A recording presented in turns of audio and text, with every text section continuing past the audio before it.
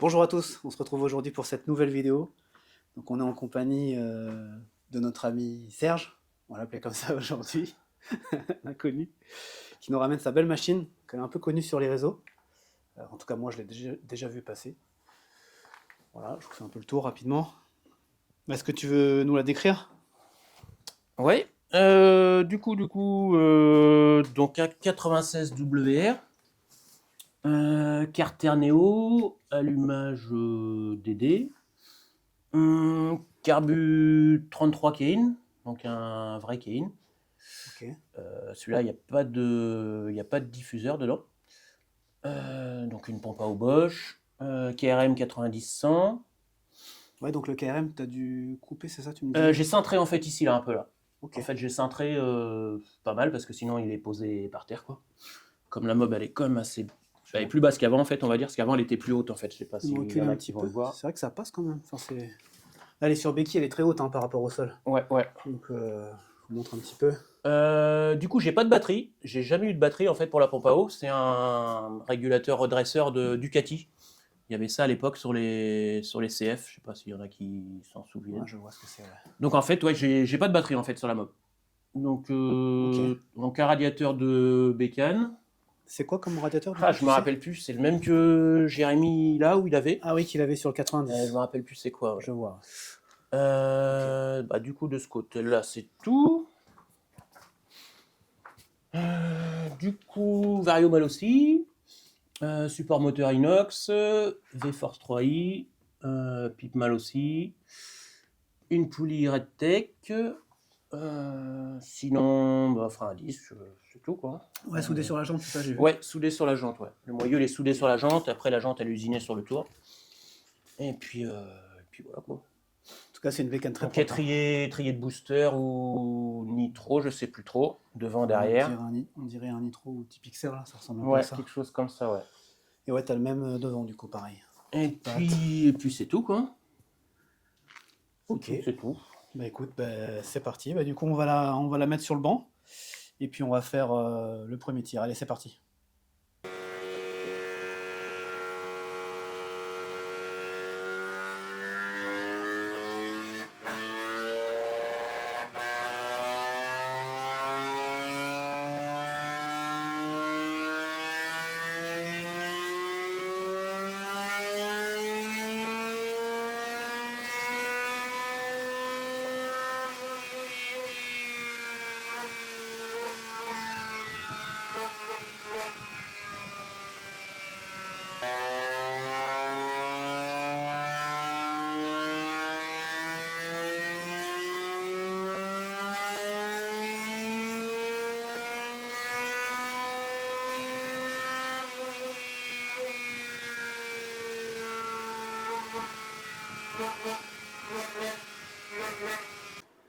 Bon, on a effectué le premier tir. Donc attention, j'ai mis un gros gicleur dedans.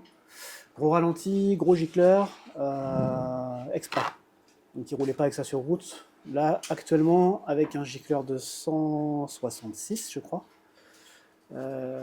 ça sort 16 chevaux, 82 la roue. Avec une courbe pas belle, elle gratte, elle gratte, elle gratte. Voilà. Donc ça donne la base de départ.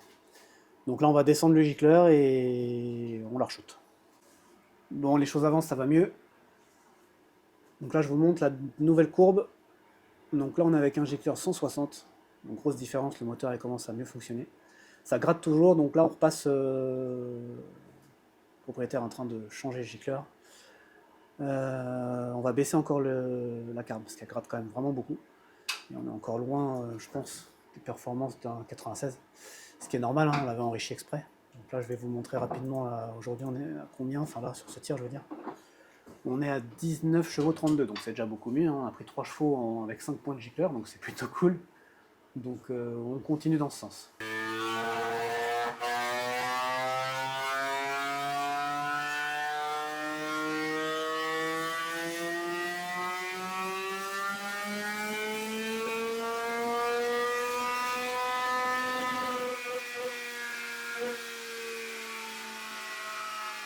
Bon, ça continue les réglages. Je vous montre un petit peu où on en est. Voilà, on est parti de la courbe blanche et là on est à la courbe rouge. Donc on est à plus de 22 chevaux, 22,50 je crois, quelque chose comme ça. À la roue, hein, bien sûr, à la roue brute. Donc c'est vraiment sans correction, sans rien du tout. Euh, voilà. Donc là on est descendu. Qu'est-ce qu'on a fait? On a changé le filtre. Il avait une petite grille là, une petite grille de passoire. Enfin, comme j'appelle ça, une grille de passoire. C'était, ouais, c'était moins bon. Donc on a changé le filtre. On a mis un filtre normal. On a baissé un peu en gicleur, mais on n'est pas descendu plus bas là parce qu'on gagne plus grand chose. On tourne un peu en rond. Donc je pense que la carbe elle est pas trop mal. Là ce qu'on va faire, on va rallonger le pot parce qu'il a un pot KRM qui a été coupé, pas mal coupé, et elle prend beaucoup de régime je trouve pour un 96. Donc on va rallonger un peu le pot. Après on va faire un peu d'allumage et puis on va essayer de tourner un peu autour de tout ça.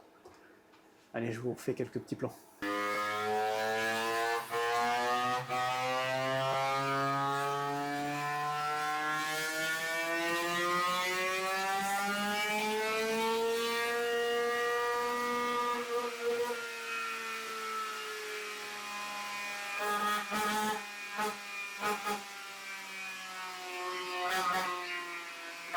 Bon, on continue d'avancer. Je vous montre un petit peu les vestiges. On a testé différents pots d'échappement, à moi, à lui, des pots coupés, parce que du coup, c'est un peu compliqué pour passer les échappements ici, vous voyez. C'est pas simple. Donc voilà, on a testé pas mal de choses. Et là, on en est là. Donc, je vous explique un petit peu. Courbe rouge, c'est donc son pot qui passe le mieux, le premier pot avec lequel il est arrivé. Donc, c'est 3 pots KRM 90-100. La courbe rouge, c'est un pot qui est très court, vraiment très court. Ensuite, on a fait la courbe blanche. Donc, on voit ici, là, on est à 12, 17. Il y a 6 chevaux d'écart en gros sur toute la plage d'accélération. Donc, ça accélère fort, très fort. Par contre, elle plante d'un coup. En gros, 13 000 max, c'est planté, quoi. Donc, si le pot est vraiment long, en fait. Par contre, on dépasse les 25 chevaux. On est à 25-20, à peu près, ou 25-50, je ne sais plus exactement.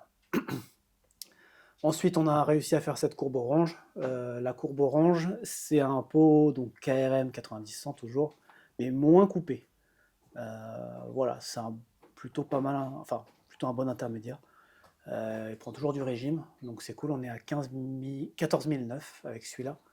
Et avec celui-là, on arrive à plus de 15 000, donc c'est trop de toute façon, je pense. Puis c'est pas là qu'est la puissance. Donc là, ce qu'on va faire, on a continué à travailler sur ce second pot. Voilà, on va le rallonger un peu et puis on va la repasser au banc. Donc voilà, on en est pour le moment. Donc on est entre oui, 24 et 25 chevaux suivant les pots. Donc on va continuer sur ce pot-là et on va voir ce qui va se passer.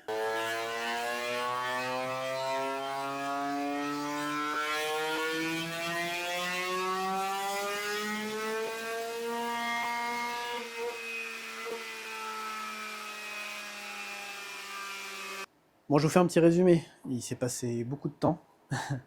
On a tourné en rond, carburation, allumage, échappement. On a testé tous les pots qu'il avait ramenés. On a trouvé un compromis, on va dire. Même si ça va être un peu compliqué de rouler la machine, si j'ai bien compris. Voilà, on a testé pas mal de choses. Et là, on arrive quand même à un score qui est conséquent. Donc je vous montre un peu la différence. Donc là, la courbe rouge, alors c'est pas vraiment le premier tir était bien inférieur à ça, mais on avait mis des gicleurs bien, bien trop gros. Voilà, le but c'est pas de le coincer le moteur, hein. Donc là, on est sur la courbe blanche, 26-60. Et la courbe rouge, c'était comment il roulait avant. Voilà.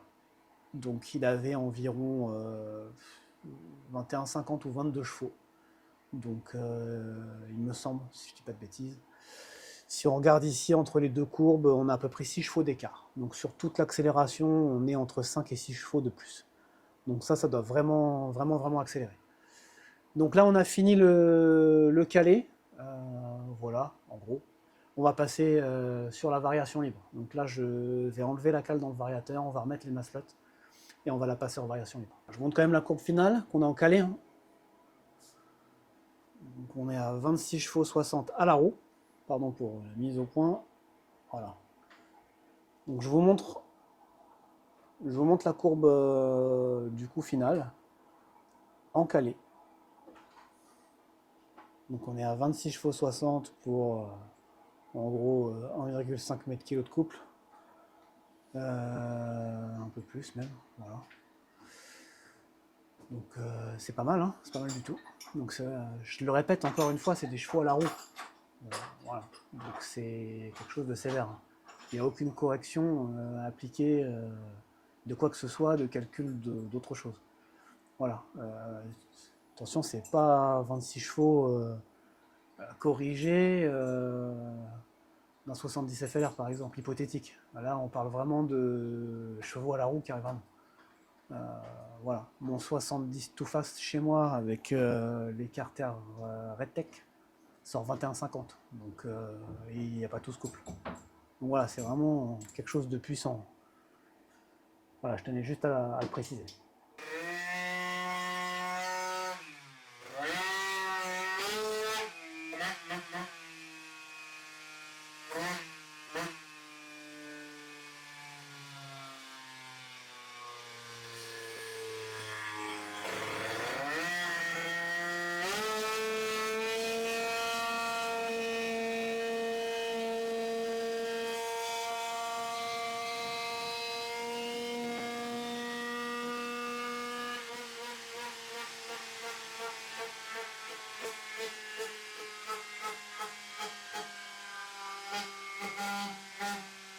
Du coup, premier tir en calé, la varia elle est trop légère.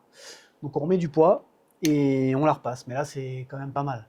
On est à plus de 27 chevaux, je crois, c'est ça? Donc environ 27 chevaux. Donc c'est à la roue. Donc c'est vraiment bien. Donc là on a aussi démonté la poulie, j'ai oublié.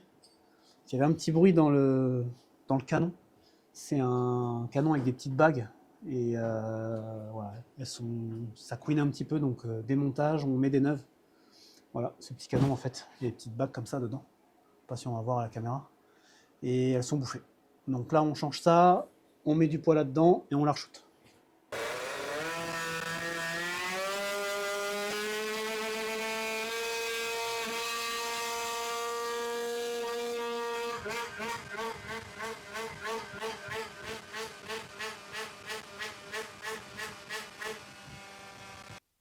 Bon, on a fait quelques tirs en libre comme vous avez vu. Je vous montre du coup le résultat. On est quelque chose quand même de pas mal. La courbe est plutôt sympa. Et tout se passe ici. 27 chevaux, 94. Voilà, avec un bon couple. Ouais, c'est très très très correct, on va dire. La variation est plutôt pas mal. Faudra encore alourdir un peu, mais il n'y a plus de place dans les mâchoires, dans les maslottes, pardon. Donc bon. Maintenant, il va falloir essayer ça en réel, voir un peu comment ça se passe. Vitesse de pointe 160 km/h, sur le banc en tout cas. Donc après avoir en vrai toujours. Hein. C'est vrai qu'on a quand même de la prise au vent. C'est une machine non carénée. Voilà. Donc c'était quand même compliqué. Il y a un poids dans le vario qui est parti. Qu'est-ce qu'on a eu? J'avais des doutes sur la poulie, donc on a nettoyé, dégraissé. Au final, ça marche bien. Non, ça c'est plutôt dans l'ensemble, ça s'est quand même pas trop mal passé. Donc, vous verrez sûrement cette mobilette dans certains rassos. Hein. Je pense qu'elle est un peu connue. Donc voilà, c'est pas mal. Donc comparé à du 100 fast, enfin en tout cas chez moi, j'ai fait du 100 fast Carter Nitro. Donc là, on est un peu au-dessus quand même, c'est plus puissant. Il y a presque 2 chevaux de plus, si je dis pas de bêtises. Bon après voilà, hein, c'est des Carter Neo, il y a quand même grosse admission. Le cylindre des stocks, il n'est pas très comprimé, 14,5 d'auto, de ce que j'ai vu.